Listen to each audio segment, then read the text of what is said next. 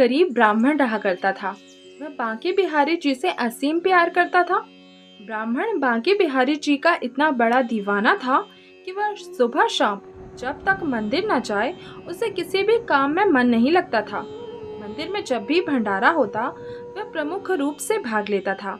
एक दिन ब्राह्मण की बेटी की शादी तय हो गई और जिस दिन ब्राह्मण की बेटी की शादी तय हुई उसी दिन ब्राह्मण के बांके बिहारी के मंदिर में भी ड्यूटी लग गई। ब्राह्मण परेशान हो गया।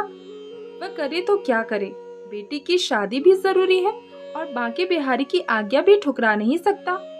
ब्राह्मण सोचने लगा, अगर यह बात मैं अपनी पत्नी से बताऊंगा तो वो तो मुझसे नाराज हो जाएगी और कहेगी, क्या कोई अपनी बेटी की शादी भी छोड़ता है। एक दिन अगर तुम भंडारे में नहीं जाओगे तो भंडारा रुक नहीं जाएगा, कोई और संभाल लेगा। लेकिन बेटी की शादी दोबारा तो नहीं होगी ना। ब्राह्मण परेशान हो गया था।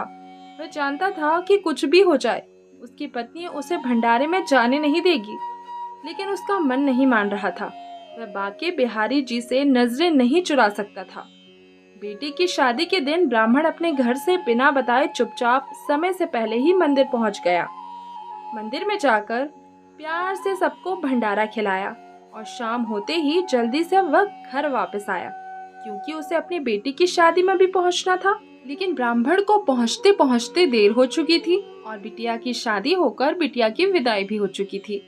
वह जब घर पहुंचा तो उसकी पत्नी ने उससे कहा, आओ जी, चाय पी लो, आज तो आप बहुत थक गए होंगे। ब्राह्मण सोचने लगा, घर वाले कोई भी उसे डांट नहीं रहे और ना ही परिवार का कोई भी सदस्य उससे कोई सवाल कर रहा है कि वह शादी में क्यों नहीं था। फिर भी पत्नी सही से उससे प्यार से बात कर रही थी। ब्राह्मण ने भी सोचा, छोड़ो, क्या कड़े मुर्दे उखाड़ना है, जो हो गया सो हो गया, सब प्रभु की इच्छा है। पत्नी अगर प्यार से बात कर रही है, इससे अच्छी बात क्या हो सकती है भला। कुछ दिनों के बाद बेटी की शादी में जो फोटोग्राफी हुई थी, फोटोग्राफर शादी का एल्बम घर पर दे गया। ब्राह्मण ने सोचा, मैं शादी में तो शरीक नहीं हुआ था, चलो एल्बम देख लेता हूँ। ब्राह्मण ने सोचा, इस शादी में तो मैं शरीक हुआ नहीं था, चलो एल्बम ही देख लेता हूँ कि बेटी की शादी कैसे हुई थी। मगर यह क्या, वह देख रहा था इस शादी में हर जगह उसकी भी तस्वीरें थी। ब्राह्मण फूट फूट कर रोने लगा और बांके बिहारी जी को मन ही मन याद करने लगा और कहने लगा, प्रभु, तेरी यह कैसी कृपा है।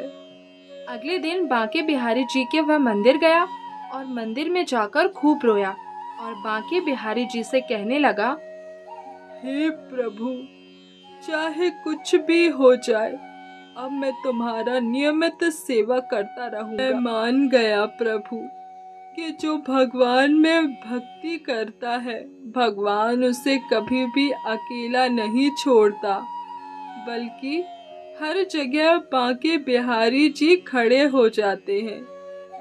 इसीलिए भक्तों, हमें भी चाहिए कि हम भी ऐसा ही दृढ़ प्यार और भरोसा अपने भगवान और गुरु पर रखें। भगवान हमें कभी भी गलत नहीं करने देते।